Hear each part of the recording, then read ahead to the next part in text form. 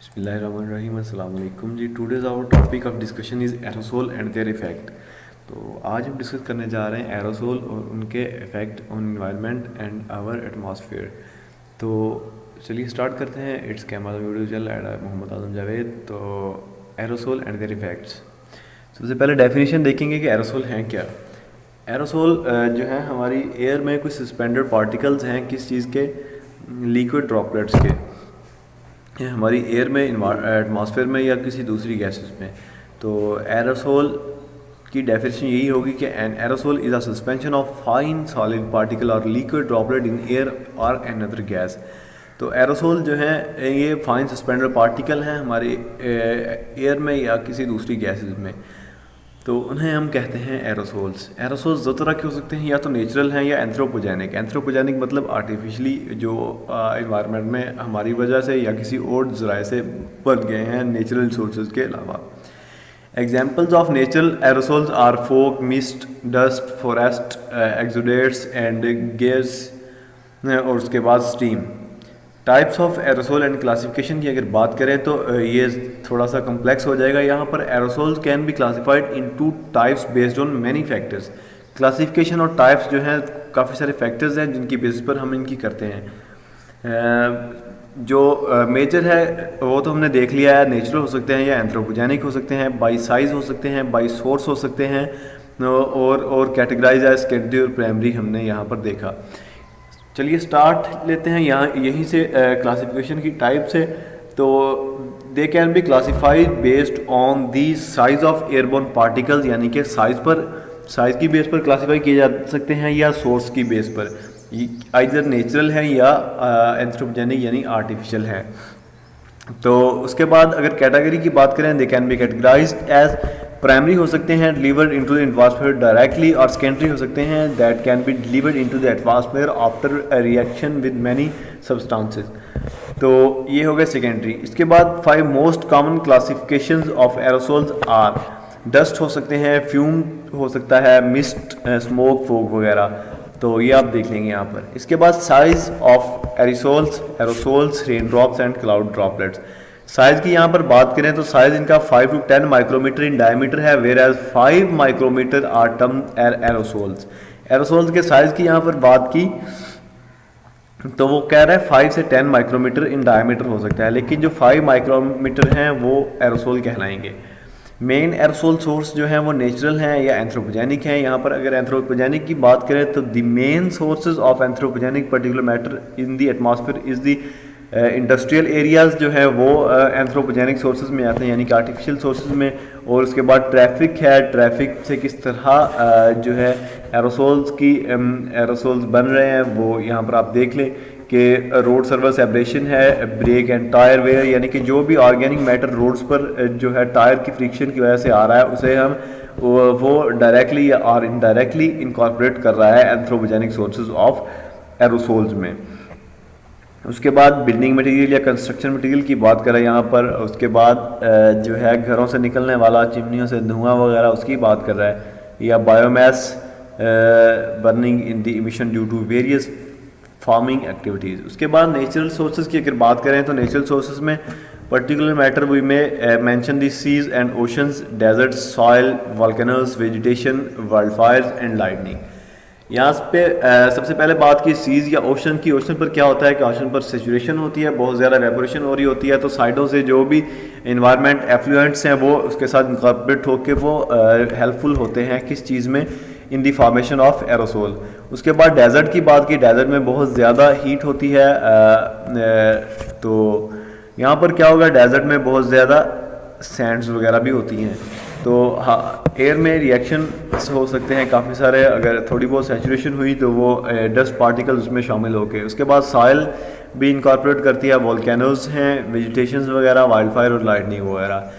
उसके बाद किस चीज़ की बात की जा रही है, this wide range of sources generate particles with very different chemical composition commonly related to their origin. Chemical composition की बात करें अगर एरोसोल पार्टिकल्स की, तो ये केमिकल कंपोजिशन इनकी वेरी करती है environment to environment. Chemical properties की अगर बात करें यहाँ पर वाटर सॉल्युबल हो सकते हैं या वाटर इनसॉल्युबल हो सकते हैं। उसके बाद क्या हो सकता है, प्रॉपर्टीज़ ऑफ पार्टिकल्स जो हैं वो किस तरह से हो सकती हैं, impact on changing concentration, dehydration depending on particle type, modify the role of particle acting as cloud droplet वगैरह में। और उसके बाद and change the efficiency of scavengers process. उसके बाद क्या है, इनसॉल्युबल पार्टिकल में develop a water soluble coating of substance with low vapour pressure. तो कुछ एसिड्स वगैरह जैसा कि sulphuric acid, nitric acid which में further absorb other volatile substance leading to changing the particle properties. इसके बाद है इफेक्ट्स ऑफ एरोसोल। एरोसोल्स के इफेक्ट किस तरह से हैं, डायरेक्ट इफेक्ट हो सकते हैं, इनडायरेक्ट इफेक्ट हो सकते हैं, या कुछ दूसरे इफेक्ट हैं, इनको हम देख लेते हैं।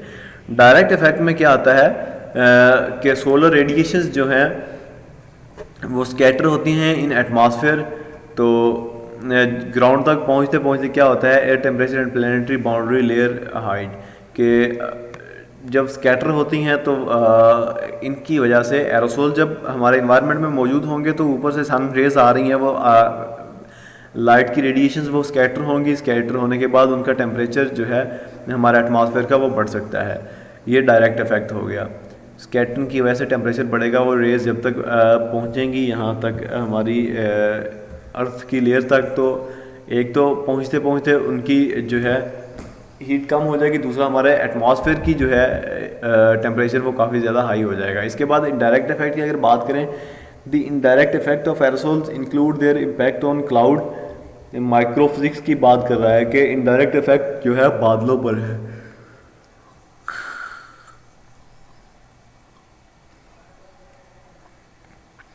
बादलों पर किस तरह है कि वो बारिश बरसाने का और बारिश को रोकने का सबब बन सकते हैं। उसके बाद direct and indirect aerosol effect, ये आप देख लें किस तरह स्कैटरिंग होती है, लाइट की टेम्परेचर बढ़ जाता है।